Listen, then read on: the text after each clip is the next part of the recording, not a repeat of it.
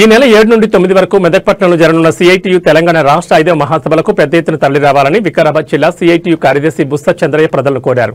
కొడంగల్ పట్టణ కేంద్రంలో auto union ఆధ్వర్యంలో ఏర్పాటు చేసిన సమావేశంలో ఆయన ముఖ్య అతిథిగా హాజరై మహాసభల పోస్టర్ను విడుదల చేశారు. ఈ సందర్భంగా రాజీ లేని పోరాటాలే కార్మిక వర్గ హక్కులకు అండ అని, కార్మికులను బానిసలుగా మార్చే లేబర్ కోడ్లకు వ్యతిరేకంగా దీర్ఘకాల పోరాటాలు చేయాలని ఆయన పిలుపునిచ్చారు. ఆధునిక ప్రభుత్వాలు యాంత్రీకరణ పేరుతో కార్మికుల ఉపాధిని కొల్లగొట్టి శ్రమ దోపిడీని కొనసాగించి జీవన ప్రమాణాలను తగ్గిస్తున్నాయని విమర్శించారు. సంపద సృష్టికర్తలకు సంపదపై ఆధిపత్యం దక్కే విధంగా సిఐటియు పోరాడుతుందని అన్నారు. రాజీ లేని పోరాటాల వల్లే కేంద్ర ప్రభుత్వం సిఐటిపై ఉక్కుపాదం మోపుతోందని విమర్శించారు. కేంద్ర ప్రభుత్వం ఎన్ని నిర్బంధాలు పెట్టినా కార్మిక వర్గ హక్కులకు అండగా ఉండడంలో సిఐటియు ఎప్పుడు ముందుంటుందని ఆయన గుర్తు చేశారు.